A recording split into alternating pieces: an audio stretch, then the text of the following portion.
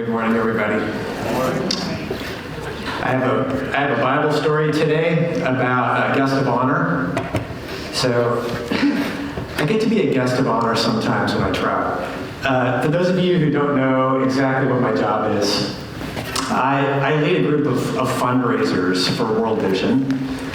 And so I get to travel all around the world in support of this work. And the way this trip usually works is that I'm traveling with a donor who has made a really large gift to help community somewhere.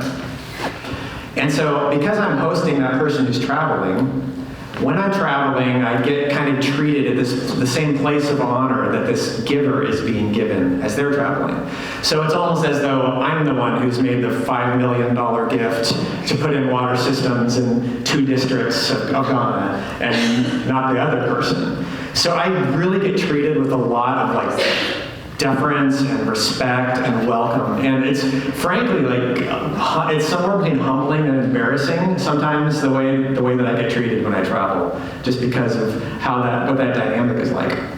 So in April, I went to Ghana, and it's always a shock to the system when you get on an airplane in April in Seattle, and it's 52 degrees and it's overcast. And you step out in Tamale, Ghana, and it's 106 degrees and humid. It's like a completely different planet from the life that you're used to living. So here I am. It's our first full day in the country. We're going out to this community where this gift has been happening, and the community, they love to be able to extend a welcome to their visitors, to the people who are supporting their work, right? So you get out there, and they had an overhang. So it's like 11:30 in the morning. It's 106 degrees and humid. But they did have an overhang for us, right? So we were sitting on plastic chairs on a concrete floor. You know, it only felt like 130 or something, because we were not in the direct sun. And they put you in this is the place of honor, and they seat you in these seats. And then they're often they have dances, community dances, different ceremony that they love to do for their visitors, and it's great. And it's really fun. And of course, we as the visitors we have our cameras out, and we're filming the dances, and we're enjoying it. And at this time, this is in April when I visited, I suddenly got this terrible realization during this dance, because they walked up to me, and they were carrying this huge, thick cloak. And I was like, oh no. And so they had me and this donor that I was traveling with put on these cloaks. So these are woolen cloaks. I'd estimate they're about a full inch thick, the heaviest possible item that you can imagine. And so they had us put on these cloaks and get up to dance with them. So I have 9 hours of jet lag. It's 130-degree heat index in the shade. And now I'm wearing this wool layer that thick, and I'm supposed to dance. And so this is one of those moments where you want your heart to be filled with appreciation for the gift of hospitality you're being offered, but then actually inside you just want to die more than anything else.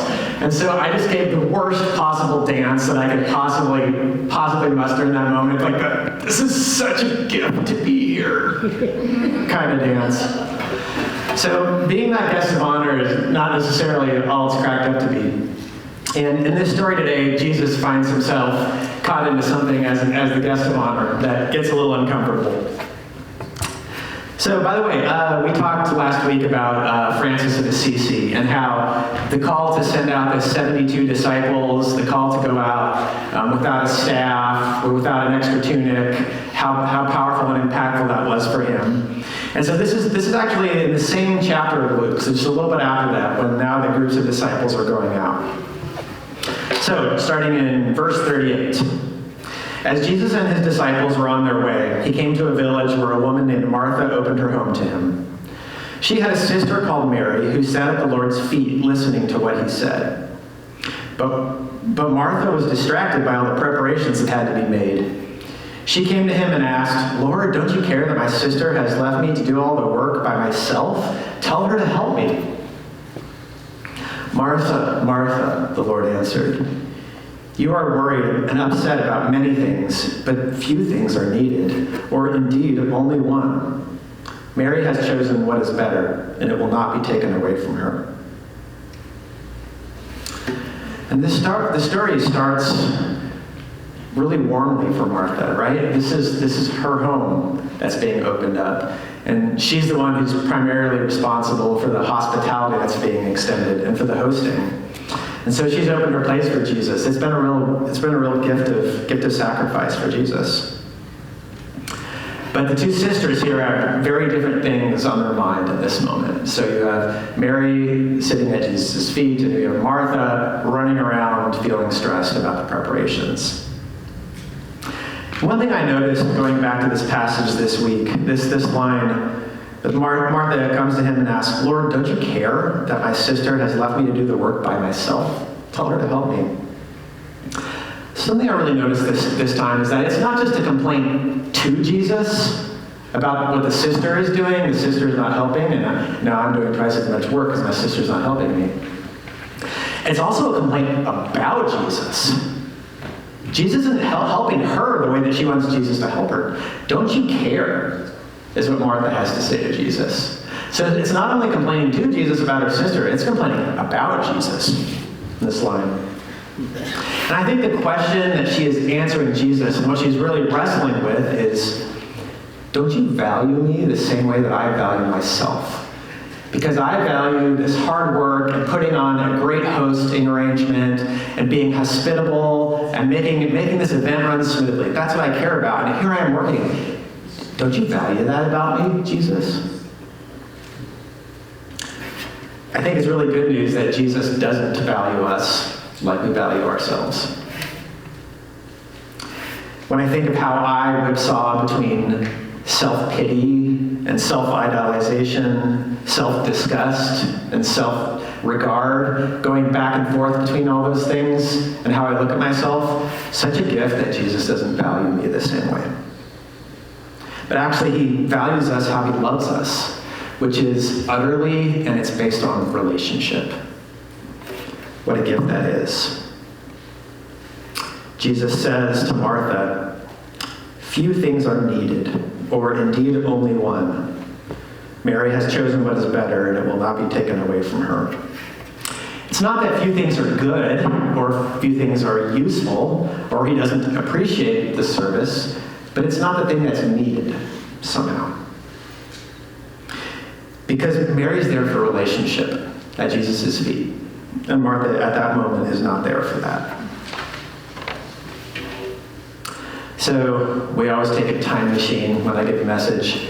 The time machine is not going to go as far back today, only to 1930, and not as far away either. So in 1930, in Kansas, there was a baby born, and her name was Anne.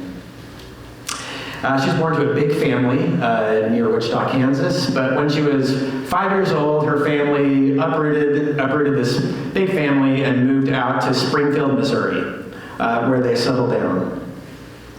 Anne was someone who was an excellent student. She was a hard worker, and she decided when she had a decision about where to go to college, she decided to stay close to home.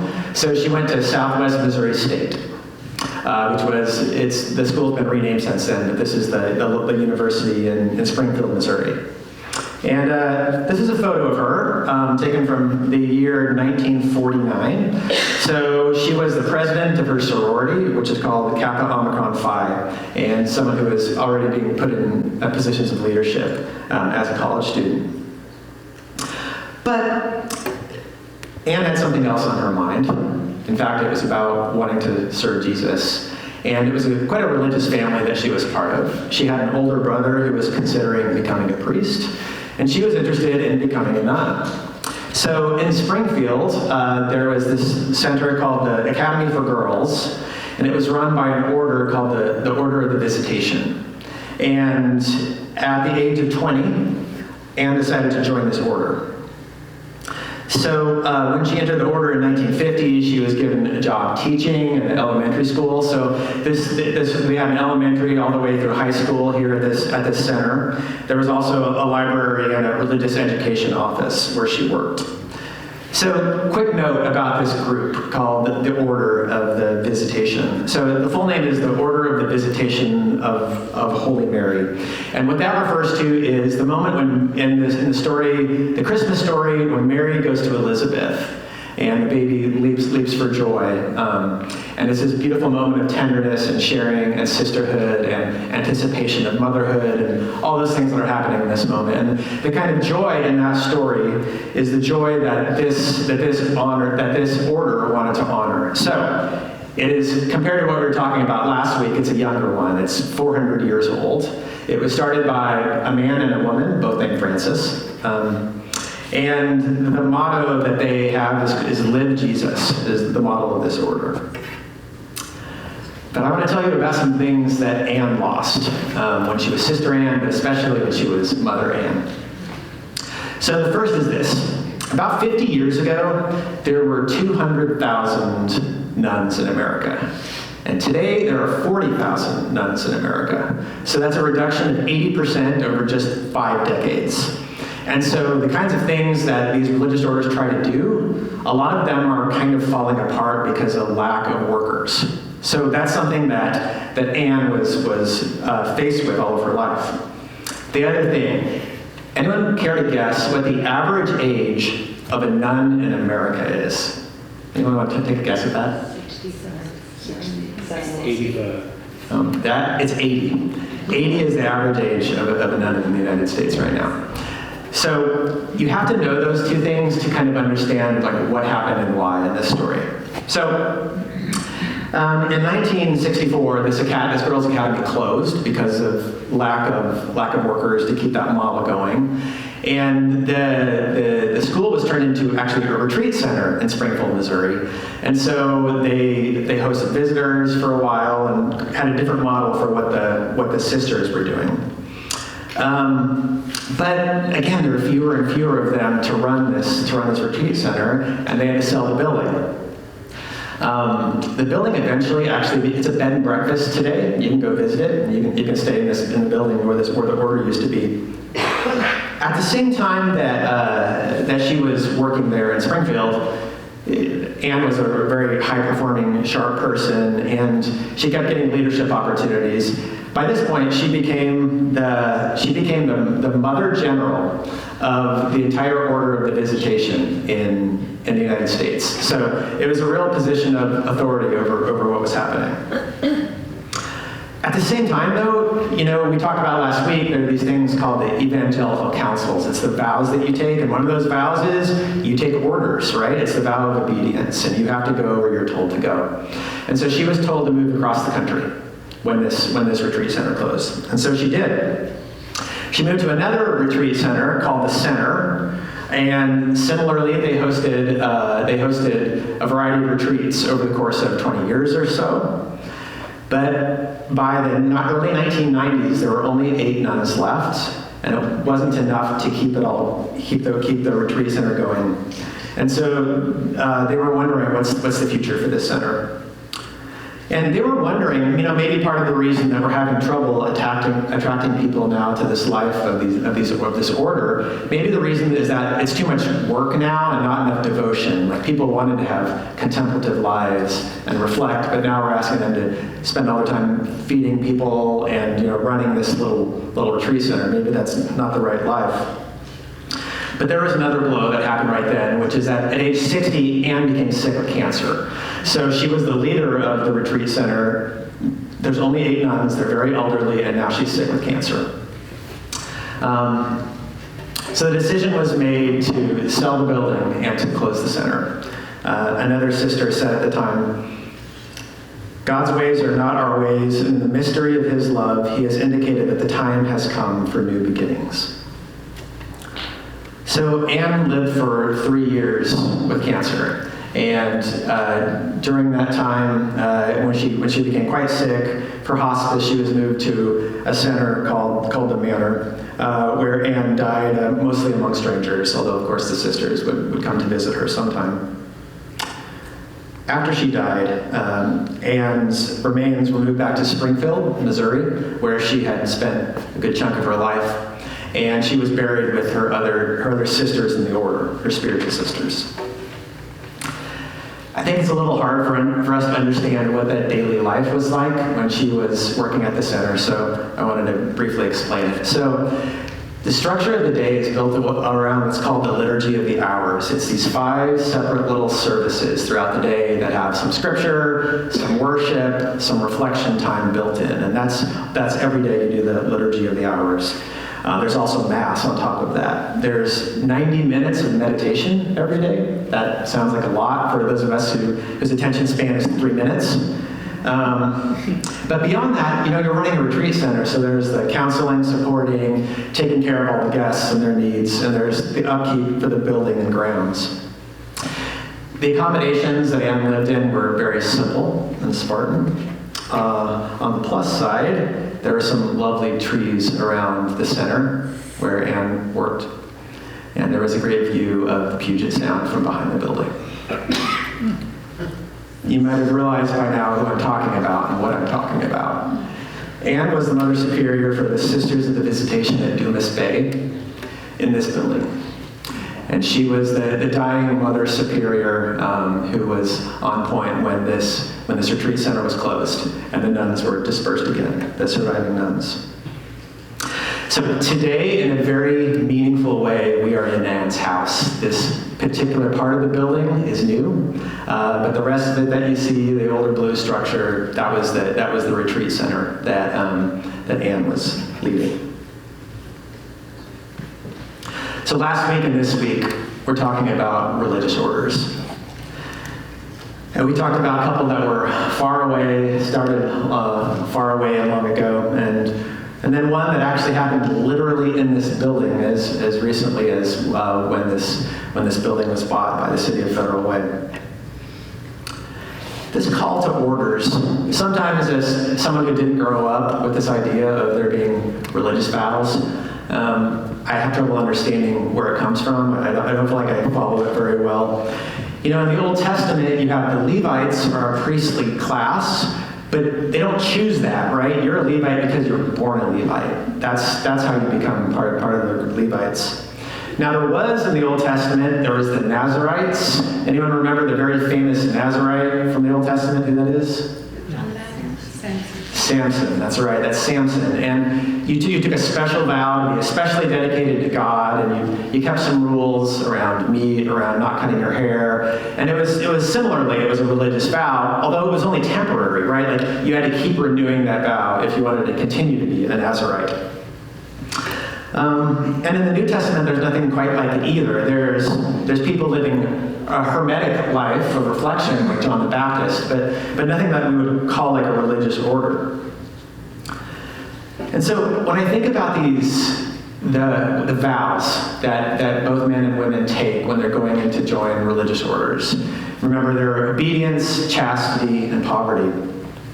The question I find myself asking are these vows that are just for the people who are like choosing the hard way? Are these actually things that God is calling all believers to commit themselves to, regardless of whether or not they made special vows or are in a special class of people? Because the vow of obedience, isn't that saying that I'm not the master of my life, that I recognize a different authority that I'll follow when things are hard? And the vow of chastity, isn't that a confession that all of our desires need examination and have to be compared against what is really best for us and best for others?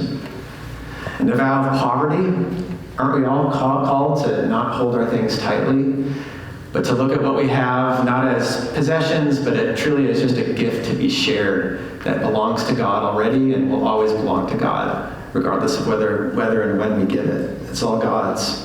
So in obedience, there's a yielding of our will and authority.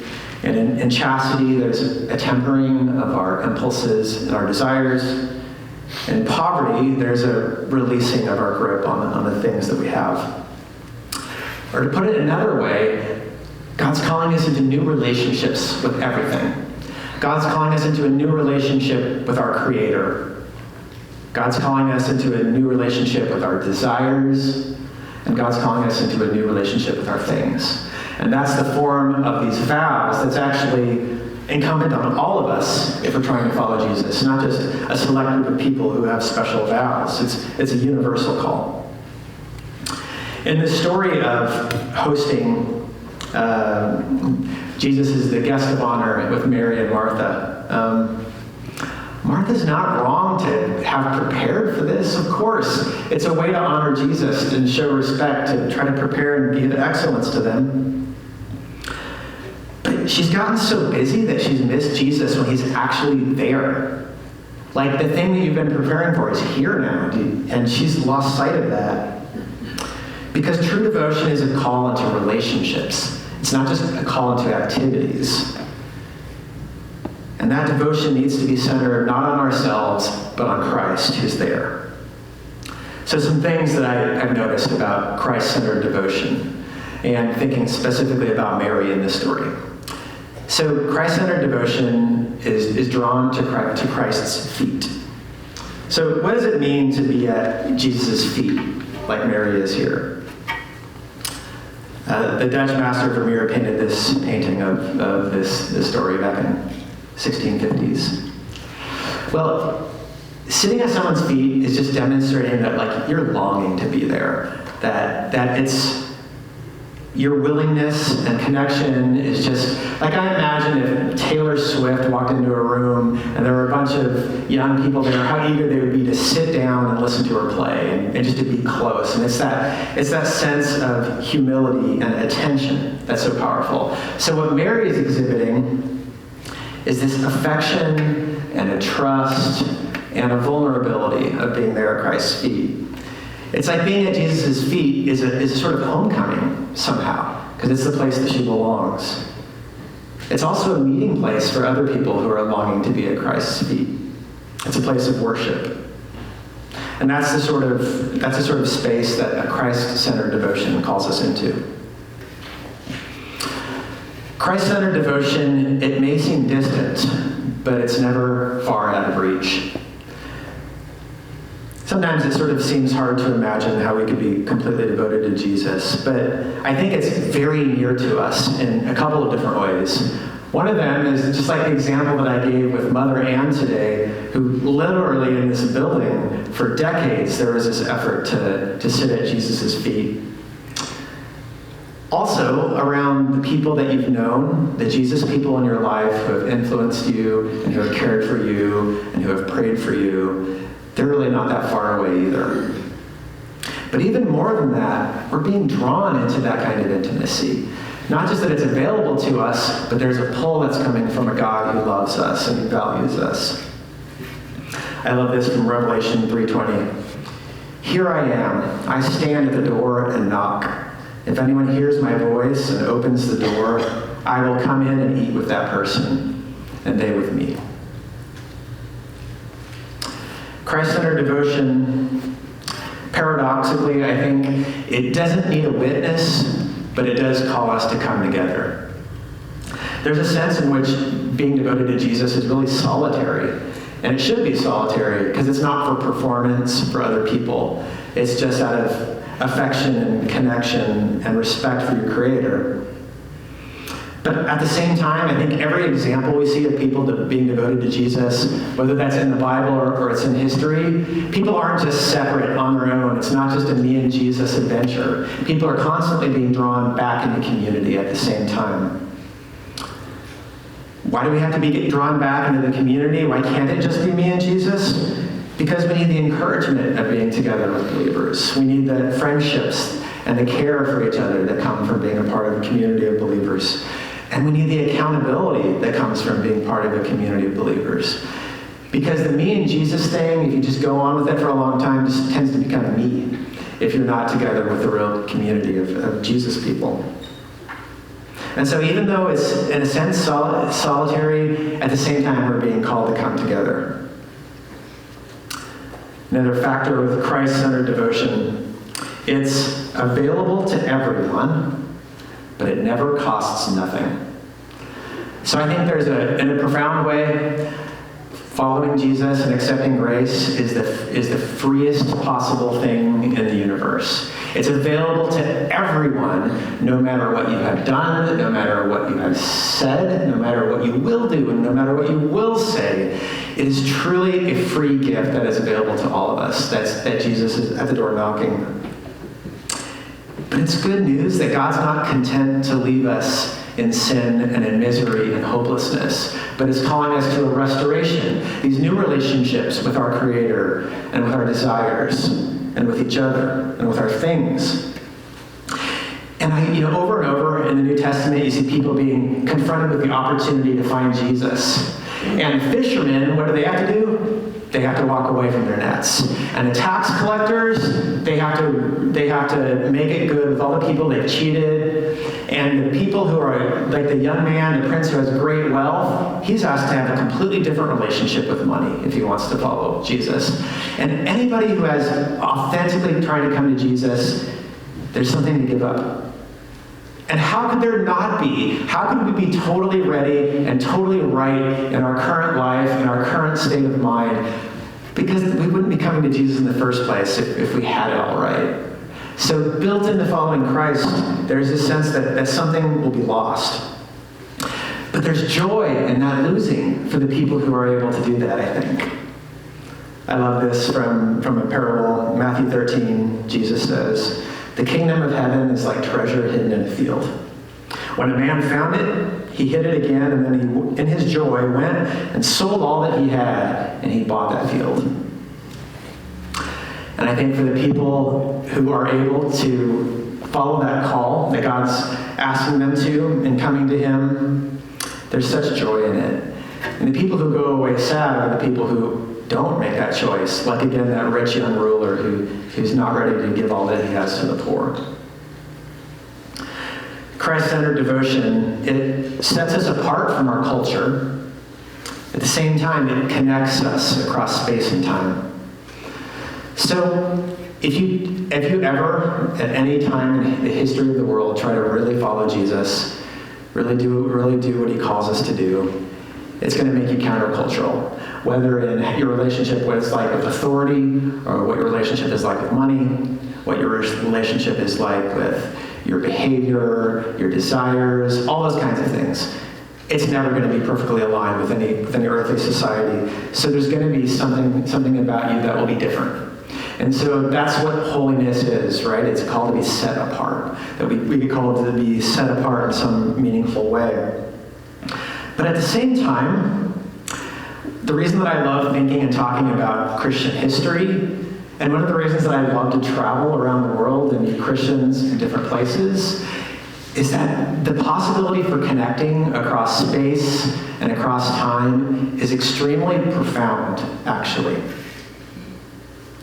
C.S. Lewis wrote about this a little bit when it comes to Christians recognizing each other.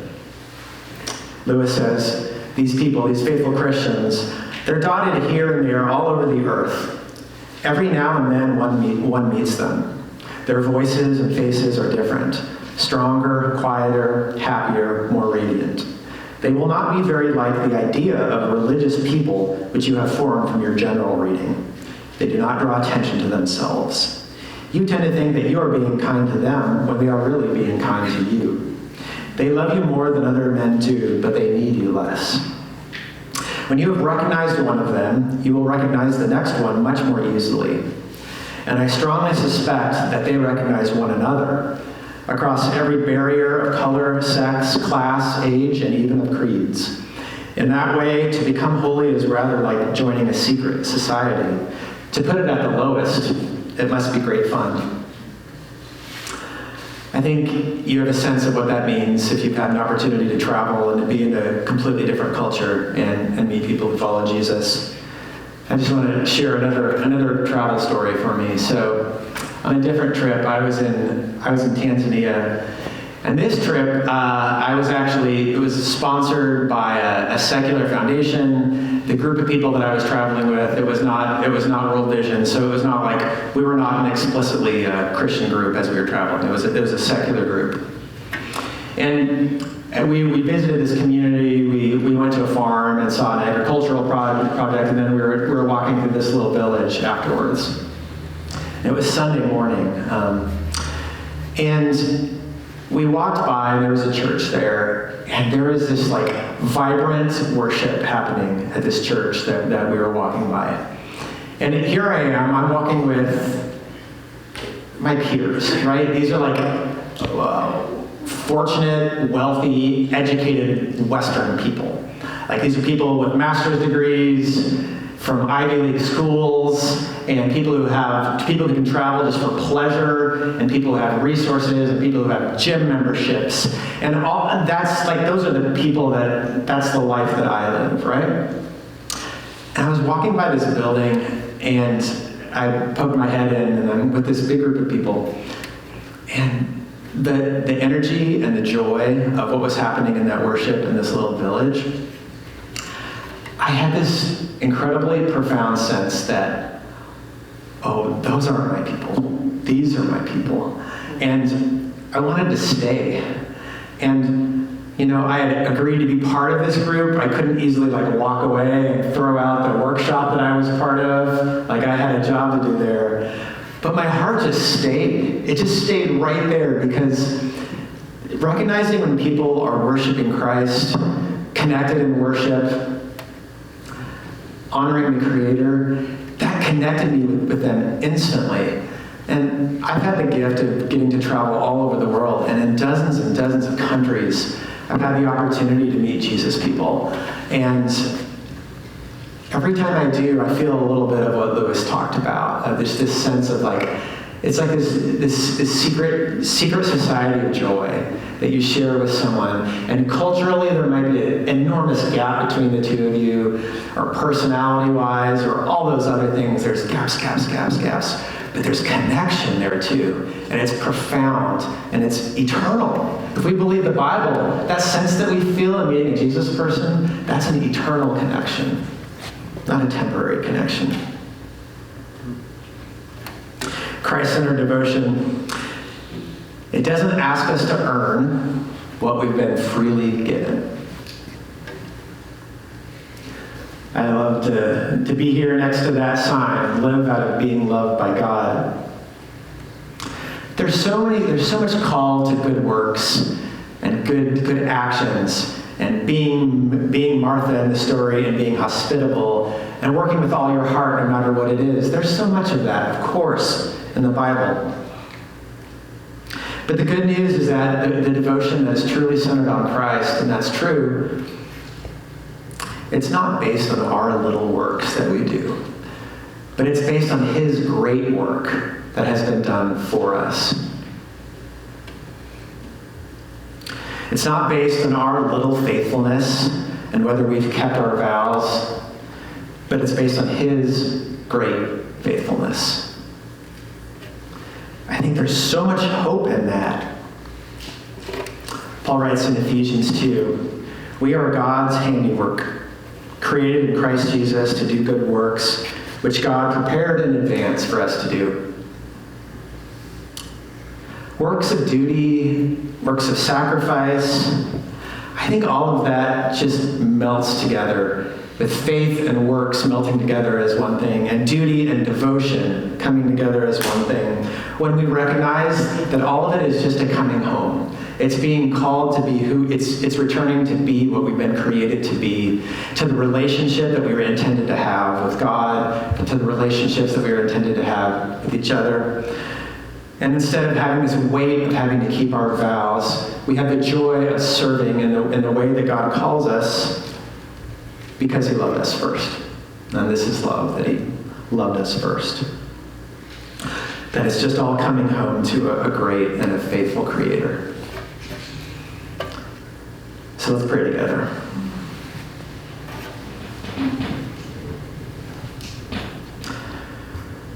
God, I pray that You'll give us eyes to see and to connect to and to appreciate all the devotion to You that's been around this world in the past, in different times, today, and in different places. We want to recognize the beautiful work that has been done because we want to honor and worship You.